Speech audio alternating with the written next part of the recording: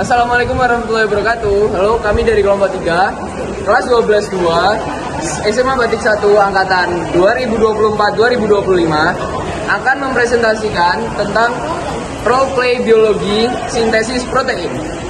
Untuk lebih lanjutnya, check it out. Sintesis protein adalah proses pembentukan protein di dalam tubuh makhluk hidup, termasuk manusia, yang dilakukan RNA atas kode atau perintah dari DNA. Tujuan utama dari proses sintesis protein adalah membentuk dan menyusun protein yang akan dimanfaatkan dalam tubuh sebagai komponen penting dalam susunan tubuh makhluk hidup.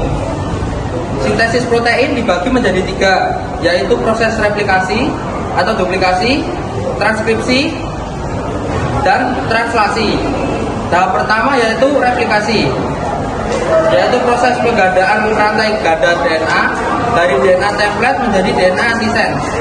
Pada kesempatan ini kita mempersembahkan dari tahap transkripsi. Proses kedua yaitu transkripsi. Proses transkripsi adalah proses mensintesis mRNA dari salah satu rantai DNA, gen atau rantai cetakan.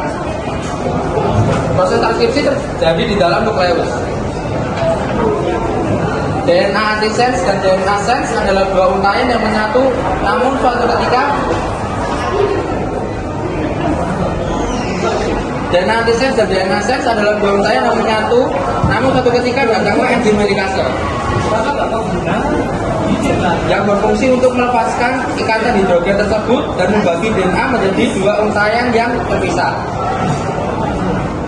Lalu datanglah enzim polimerase dan terbentuklah mRNA melalui cetakan template. Transkripsi akan berakhir ketika RNA polimerase sampai pada daerah terminator.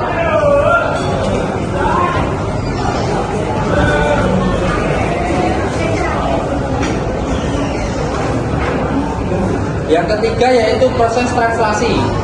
Translasi adalah proses penerjemahan triplet basa nitrogen pada mRNA menjadi asam amino. Translasi terjadi di dalam sitoplasma. Sitoplasma merupakan tempat ditemukannya ribosom. Translasi dimulai pada saat ribosom subunit kecil terikat pada mRNA yang sudah menemukan kodon AUG. RNA membawa temannya antikodon UAC. Pertemanan mereka menghasilkan kenangan yang dikenal yaitu asam amino metionin atau nama lainnya ialah start codon. Setelah tRNA terlekat pada mRNA, maka ribosom subunit besar akan terikat pada subunit kecil. Lalu mereka berpindah ke triplet kodon selanjutnya. Kodon CGU akan berpasangan dengan antikodon GGA sambil membawa asam amino proline.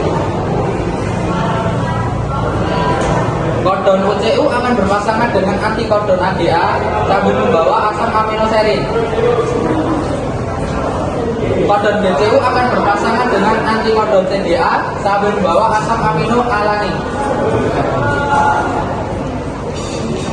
Antikodon UGA akan berpasangan dengan antikodon ATU sambil membawa asam amino stop codon.